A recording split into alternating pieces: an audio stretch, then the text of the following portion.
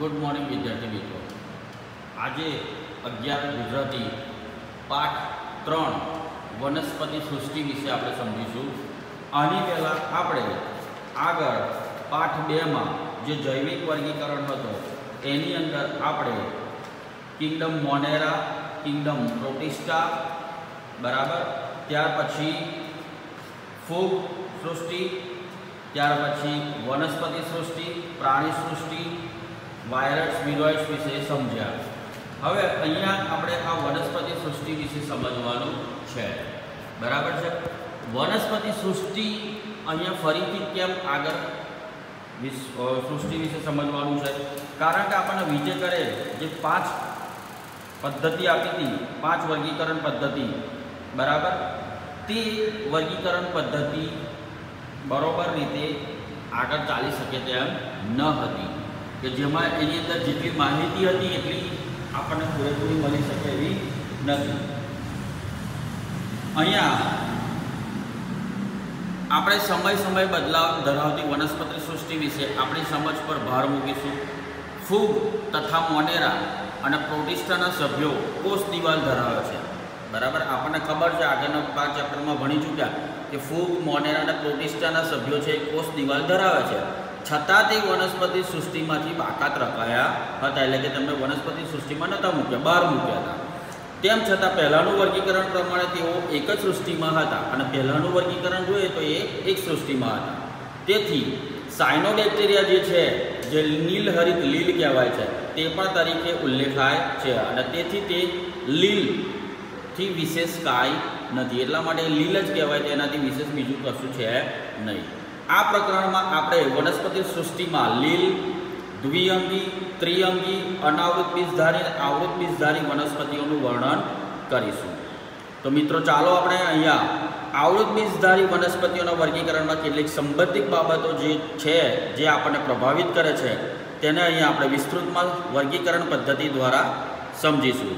પહેલાંની વર્ગીકરણ પદ્ધતિમાં ફક્ત પ્રાકૃતિક રંગ, બરાબર, ફક્ત પ્રાકૃતિક રંગ, પર્ણની સંખ્યા, ફક્ત પ્રાકૃતિક રંગ, પર્ણની સંખ્યા, આકાર અને બહારના ઉપર છેલ્લા લક્ષણો પર આધારે વર્ગીકૃત કર્યા હતા। પહેલાંનું વર્ગીકરણ આવું હતું।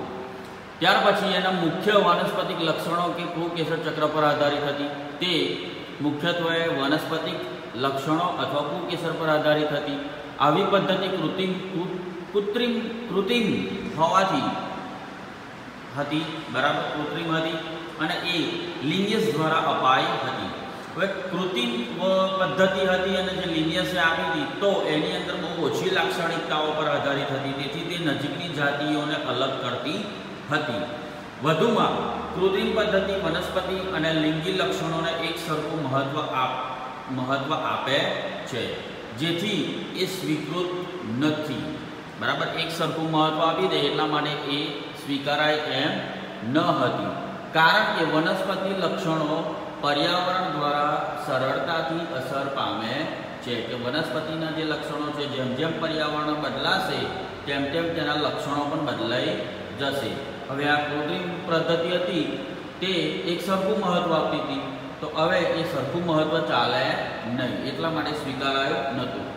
આ બધી વસ્તુને લીધે થઈ નવી પદ્ધતિ વિકાસવામાં આવી, જેને આપણે નૈસર્ગિક વર્ગીકરણ પદ્ધતિ કહીએ છીએ, જે સજીવ વચ્ચેના પ્રાકૃતિક સંબંધો પર આધારિત છે, જે સજીવ વચ્ચેના પ્રાકૃતિક સંબંધો પર આધારિત છે, બરાબર।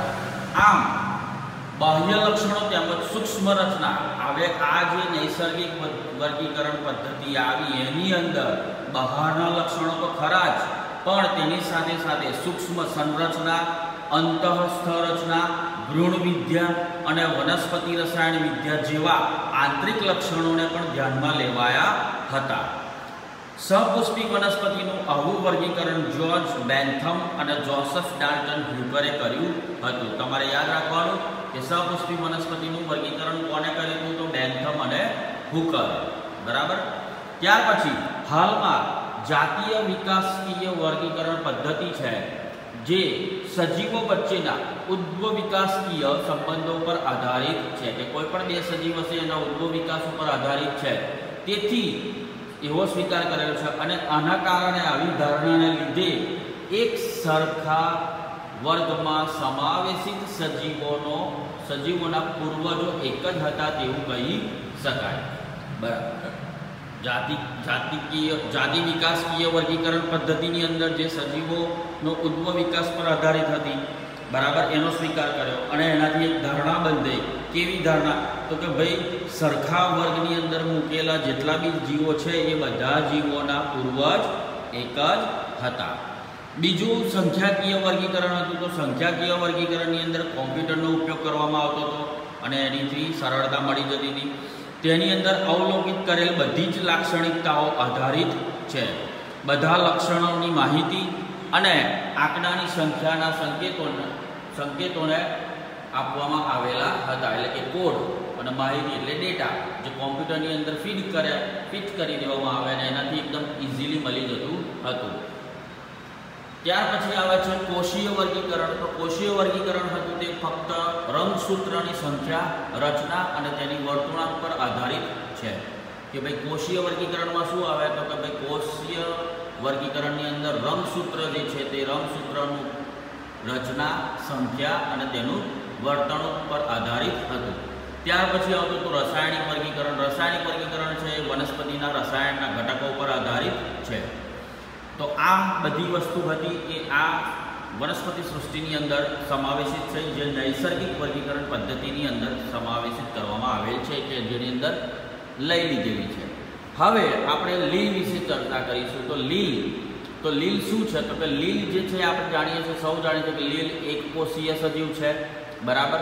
હવે લીલ એકકોષીય સજીવ છે, તેની અંદર હરિતદ્રવ્ય પણ ધરાવે છે, તે દેખાવમાં સાદું છે, બરાબર. સહાયક તેનો આકાર છે, બોડીનો થેલસ, સ્વયંપોષી છે, બરાબર, અને જલજ સજીવ છે અને મુખ્યત્વે જલની અંદર જોવા મળે, જલની બહાર પણ જોવા મળે છે. તમે અહીંયા જુઓ છો બીજા નંબરમાં નિવાસસ્થાન. તો નિવાસસ્થાનની અંદર આપણને વિવિધતા જોવા મળે છે. વિવિધતા કેવી જોવા મળશે? તો કે ભાઈ ભેજવાળા પથ્થર ઉપર, જમીન ઉપર, લાકડા ઉપર, તેમજ એક લીલ બીજી ફૂગ સાથે ભેગી મળી લાઇકેન્સ બનાવે છે. એવી જ રીતે પણ એ લોકો એમના નિવાસ સ્થાનોમાં રહે છે.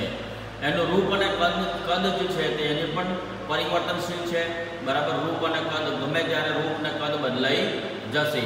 તો સૂક્ષ્મ જ્યારે રૂપ હોય, બરાબર, તો એ કેલેન્ડોમોનાસ તરીકે ઓળખાય છે. તંતુમય એનું રૂપ હશે તો સ્પાયરોગાયરા તરીકે ઓળખાય છે. અને વસાહતી એટલે કે કોલોનિયલ બધા ભેગા મળીને રહેતા હશે તો વોલ્વોક્સ તરીકે ઓળખાય છે.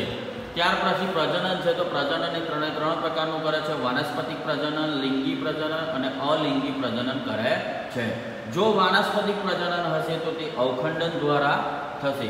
વનસ્પતિક હશે તો અવખંડન, એક ભાગ છૂટો પડ્યો, એ ભાગ છૂટો પડી નીચે પડી ગયા, એમાંથી નવો થયો. જેમ કે તમે સેતુડી, તો સેતુડીનું ઝાડ જોયું હોય તો સેતુડીના ઝાડમાંથી કોઈ પણ દંડો તોડી અને જમીનમાં દાટી દો તો એનું અવખંડન કરી દીધું, એ જમીનમાં દાટી દીધું, એટલે પછી એમાંથી નવું સેતુળનું ઝાડ ઉત્પન્ન થઈ જશે. તો આવા પ્રજનનને આપણે વાનસ્પતિક પ્રજનન કહીએ છીએ, જે અવખંડન સૂચવે છે.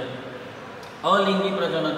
તો અલિંગી પ્રજનન છે વિવિધ પ્રકારના બીજાણુઓ દ્વારા થાય છે. હવે આ બીજાણુઓ જે હશે એ કેવા છે? તો મુખ્યત્વે ચલ બીજાણુ. ચલ બીજાણુ એટલે કે એક જગ્યાથી પણ બીજી જગ્યાએ પહોંચી શકે તેવા. અને જો ચલ બીજાણુ હશે તો ચોખ્ખી વાત છે કે ભાઈ એવો કસાધારી હશે. ચલ બીજાણુ હશે તો તે કસાધારી હશે, કારણ કે કસા વગર એક જગ્યાએથી બીજી જગ્યાએ જવાના નથી. કસા પૂંછડી, બરાબર, તો એનાથી ચાલી શકાય છે, બરાબર, એ ચલાયમાન હોય છે. અને એ બીજી જગ્યાએ જઈ અને જ્યાં પછી જેમને ભેજ, સૂર્યપ્રકાશ, હવા, પાણી એ બધું મળે તો પાછું ત્યાં ભેગા થઈ અંકુરિત થઈ નવા છોડને ઉત્પન્ન કરે છે.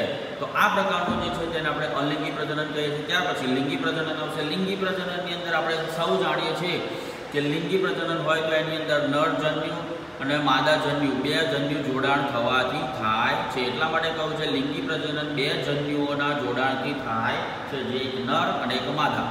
હવે જો આ જન્યુઓ કસાધારી હશે અને કદમાં સરખા હશે, અથવા તો કસા વિહીન હશે કે કસા નહીં હોય પણ કદમાં સરખા હશે, તો આવી રીતે આ બે જન્યુઓના સંયુગમને કારણે આપણને એક જ પ્રકારનું એટલે કે સમજન્યુક કહેવાતું પ્રજનન મળે છે, જેને સમજન્યુક કહીએ છીએ. ત્યાર પછી જો કદની અંદર જન્યુઓ કદમાં અસમાનતા હશે, કે જુદા હશે તો એવાને આપણે વિષમજન્યુક કહીએ છીએ. એવાને આપણે શું કહીએ છીએ? કદ જુદું હોય તો વિષમજન્યુક, કદ સરખા છે તો સમજન્યુક. અને જો બે પૈકી જન્યુઓમાંથી એક મોટો અચલિત માદા જન્યુ હશે અને બીજો નાનો ચલિત નર જન્યુ હશે તો એવા જોડાણને આપણે અંડક જન્યુ કહીએ છીએ. એટલે તમારે યાદ રાખવાનું સમજન્યુક, વિષમજન્યુક અને અંડક જન્યુક આ 3 પ્રકારના લિંગી પ્રજનન છે. ત્યાર પછી ઉપયોગ વિશે આપણે સમજીશું. તો લીલનો ઉપયોગ જે છે એ ખૂબ જ મનુષ્ય ખૂબ જ વિવિધ રીતે ઉપયોગ કરે છે. પૃથ્વી પરના કુલ કાર્બન ડાયોક્સાઇડમાંથી અડધો અડધ કાર્બન ડાયોક્સાઇડનું સ્થાપન પ્રકાશ સંશ્લેષણથી લીલ દ્વારા થાય છે. એટલે કે ભાઈ લીલ 50% કાર્બન ડાયોક્સાઇડને વાપરી લે છે અને એમાં જે આપણને ઓક્સિજન મળે છે. લીલ જે છે તે મુખ્યત્વે જલીય પ્રાણીઓ માટે પ્રાથમિક ઉત્પાદકો છે, ખોરાકના પ્રાથમિક ઉત્પાદકો છે.